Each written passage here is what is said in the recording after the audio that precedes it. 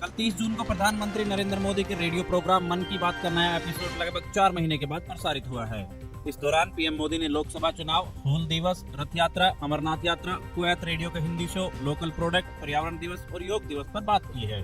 वहीं इसमें पीएम मोदी ने 26 जुलाई से होने वाले पेरिस ओलंपिक में जाने वाली भारतीय टीम को शुभकामनाएं भी दी है और कहा है कि इस बार ओलंपिक में कुछ चीजें पहली बार देखने को मिलेंगी। बता दें कि इससे पहले मन की बात का 110वां एपिसोड फरवरी में टेलीकास्ट हुआ था। तब पीएम मोदी ने कहा था कि राजनीतिक मर्यादा के चलते लोकसभा चुनाव के दौरान 3 महीने मन की बात का प्रसारण नहीं होगा।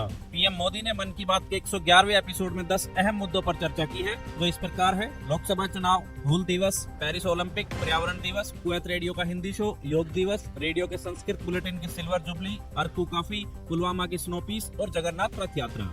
लोकसभा चुनाव पर पीएम मोदी ने देशवासियों और चुनाव आयोग को धन्यवाद देते हुए कहा कि जनता ने संविधान और देश की लोकतांत्रिक व्यवस्थाओं पर अटूट विश्वास दोहराया है। 2024 का चुनाव दुनिया का सबसे बड़ा चुनाव था। दुनिया के किसी भी देश में इतना बड़ा चुनाव कभी नहीं हुआ जिसमें 65 करोड़ लोगों ने वोट डाले हों।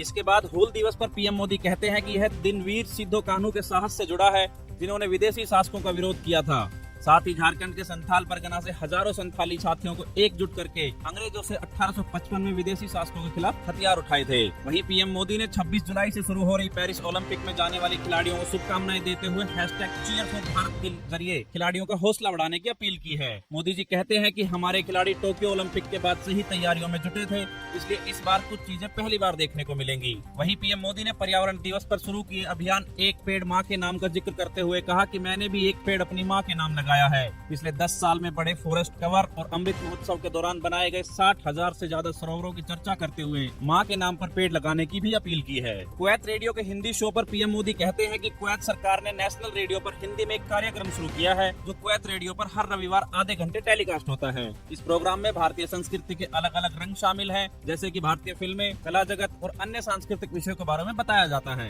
21 जून को दुनिया भर में मनाए गए 10वें योग दिवस पर पीएम मोदी कहते हैं कि हर साल योग दिवस नए नए रिकॉर्ड बना रहा है।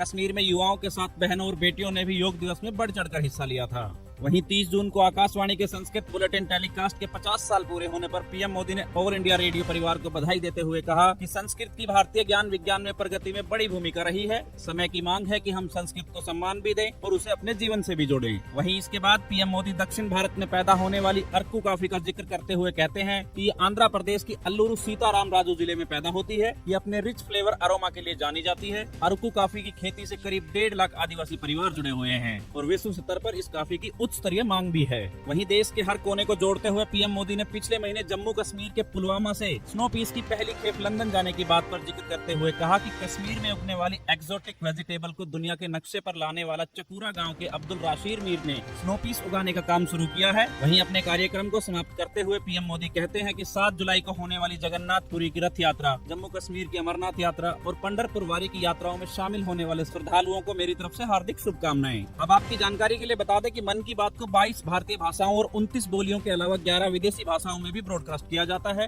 जिसमें फ्रेंच, चीनी, इंडोनेशियाई, तिब्बती, बर्मी, बलूची, अरबी, पश्तू, फारसी, दारी और स्वाहिली शामिल हैं। मन की बात की ब्रॉडकास्टिंग आकाशवाणी के 500 से अधिक ब्रॉडकास्टिंग सेंटर द्वारा किया जाता है, जिसे दुनिया के हर कोने में सुना जाता है। नमस्कार, धन्यवाद।